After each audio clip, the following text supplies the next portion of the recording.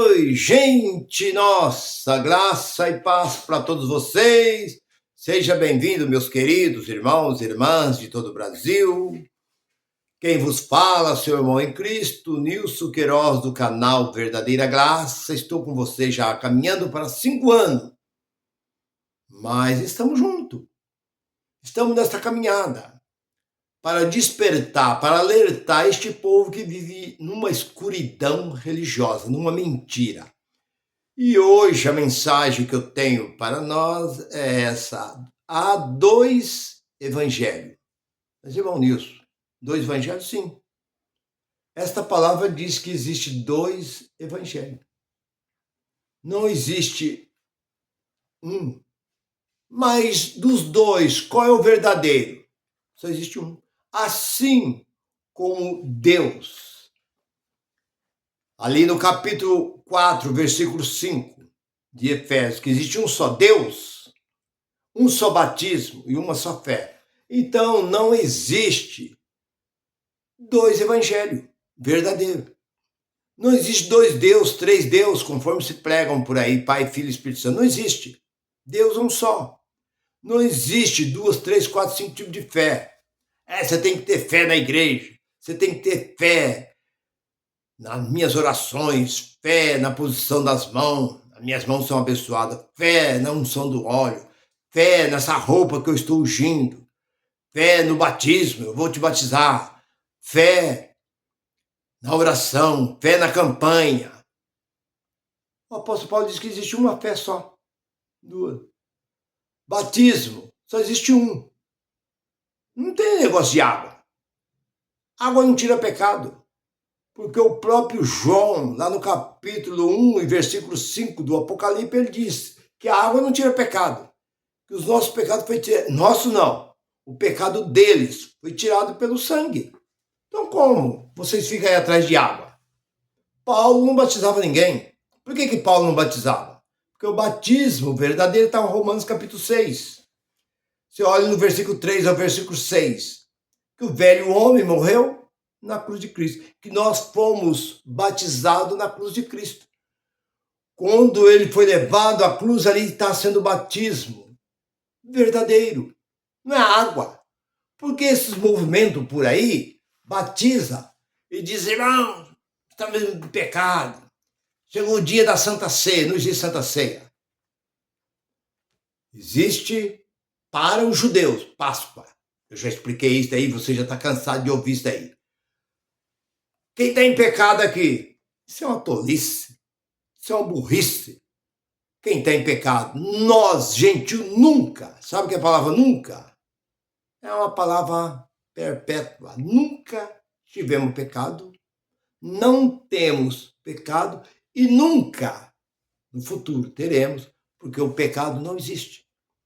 Pecado era o quê? Transgressão de lei. O pecado só passou a existir, eu já disse e repito, não canso, 2.600 anos depois da criação do homem. De Adão, o pecado só veio existir em Moisés. Tudo que se fazia, aquele povo naquela época lá, matava e fazia todas as ordens. O homem casava com 3, 4, 5 mulheres, as filhas de Ló deitaram com com seu próprio pai, geraram filho e tal. E pecado? Não existia pecado. Agora, quando Moisés, Êxodo 20, escreveu a lei, a partir daquele momento entrou o pecado. O pecado é transgressão de lei, como disse São Paulo. Se eu não conhecesse a lei, eu não conheceria o pecado. Porque o pecado é transgressão de lei. Onde está a morte? A sua vitória. Onde está a morte? O seu agrilhão. Porque o poder do pecado é a lei. E a lei foi destruída.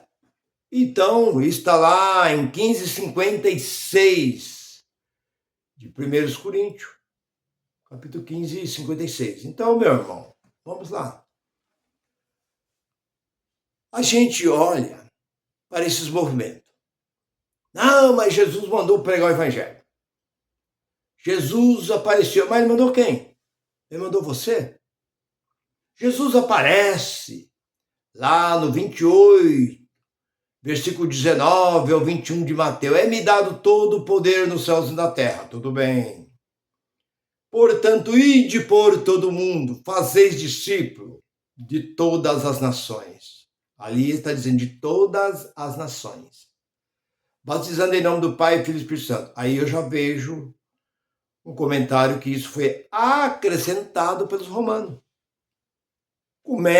Como Jesus ia dizer batizar em nome do Pai, Filho e Espírito Santo? Por que batizar em nome de três, se existe um só? Mas diz que foi acrescentado. Mas tudo bem, deixa para lá. Batizando em nome do Pai e Espírito Santo, e eis que estou convosco todos os dias, até na consumação, da onde? Do século. Mas que século? Então, meu irmão, quando Jesus disse ide pregar o evangelho, Jesus estava dizendo para os seus 11, porque Judas já não estava mais com ele. E aí você olha que os discípulos de Jesus já tinha a ordem lá em Mateus capítulo 10, versículo 5, quando Jesus enviou eles a pregar. E eles saíram, e lá no versículo 16, ele diz, eis que vos envio como ovelha no meio dos lobos.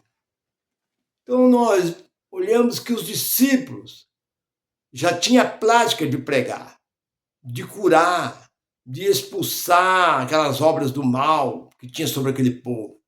Então os discípulos saíram a todo vapor pregando para o mundo judeus. Agora vamos lá. Por que dois evangelhos? Porque existe o evangelho da circuncisão e o evangelho da incircuncisão. É isso que se gerou naquele tempo e gera até o dia de hoje. Essa confusão. Porque esses movimentos, Assembleia de Deus, Congregação Cristã do Brasil, Universal, Mundial, Deus é Amor, Brasil para Cristo, enfim, tudo quanto é movimento, segue a lei, segue a circuncisão, enquanto o verdadeiro evangelho está na incircuncisão. Porque o judeu chegava em determinado lugar, Paulo tinha passado, tinha doutrinado aquele povo, tinha ensinado aquele povo que não haveria mais necessidade da circuncisão. Porque a circuncisão tinha ficado na lei de Moisés. E Jesus veio para desfazer todas essas obras. Não existia mais. Mas ele chegava, não, você tem que circuncidar. Se você não circuncidar, vocês não vão ser salvos. E virava a cabeça do povo. E o povo acabava acreditando. Mais na mentira do que na verdade. Quando Paulo voltava ali, o povo estava tudo com a cabeça virada. Tudo com a mente lavada. É o que acontece nos dias de hoje. Esses movimentos que nós vemos por aí, que eu também passei por isso, a gente acreditava que tinha que ser assim, mas não é assim. Então foi por isso que Paulo disse, ele foi bem claro, lá em Gálatas 2:7, ele diz que é dois, o da circuncisão da incircuncisão. Mas, irmão Nilson, por que os apóstolos pregavam circuncisão, batizava e guardava o sábado, pregava a lei e Paulo não? Porque Paulo foi dado um novo evangelho, o evangelho da graça. E os apóstolos foi dado o evangelho da lei, o evangelho do Cristo, que viveu em carne. Foi a este evangelho que eles tinham que seguir. Porque Jesus apareceu, Jesus poderia ter aparecido a todos os apóstolos. E ter manifestado, falou assim, olha, agora em diante, vocês vão pregar agora um outro evangelho, o evangelho da graça. Pare com esse evangelho, não. Vocês estão nesse, continua. Porque era o evangelho enquanto o templo estava de pé. Os apóstolos continuaram pregando. Mas para o apóstolo Paulo, que encontrou com Jesus no caminho de Damasco, lá no capítulo 9, ali de Atos, Jesus aparece a ele e dá um novo mandamento para ele, completamente diferente. porque ele já estava escrito no profeta Isaías 42 e 49, já falava do apóstolo que Deus levantaria para o mundo gentil. E quem é esse apóstolo? Saulo de Tarso, o único. Então, Paulo recebeu de Deus, porque ele mesmo fala, não aprendi nem recebi de homem algum, Gálatas capítulo 1, versículo 12. Depois ele diz, Deus me escolheu no ventre da minha mãe, no versículo 15 do capítulo 1, ali de Gálatas. Então, ele foi escolhido dentro do ventre da mãe dele. Antes de ele nascer, Deus escolheu, e Deus deu a ele o evangelho da incircuncisão.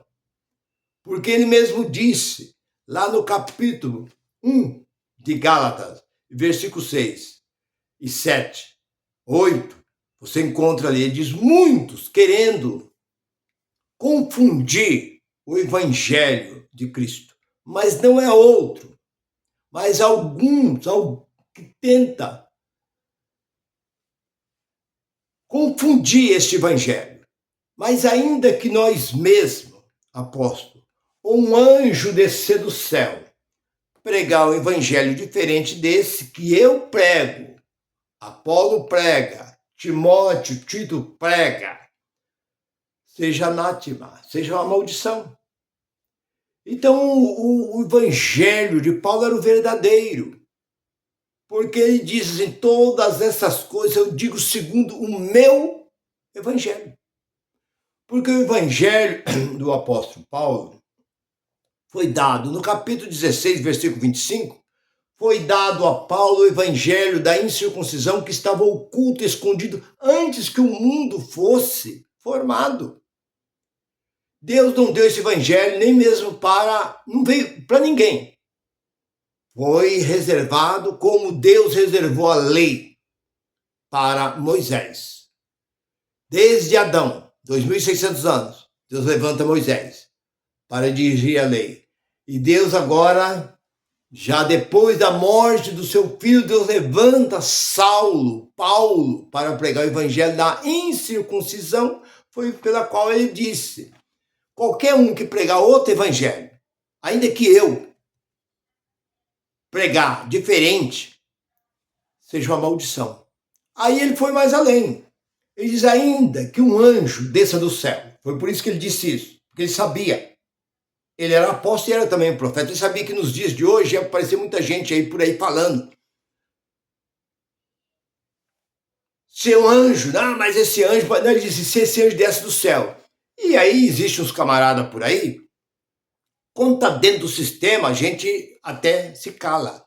Mas eu vejo dentro da própria graça, pessoas pregando o Apocalipse. O Apocalipse nem devia estar dentro desse livro aqui, ó. Para que Apocalipse está aqui? Para quê? Para servir para quê?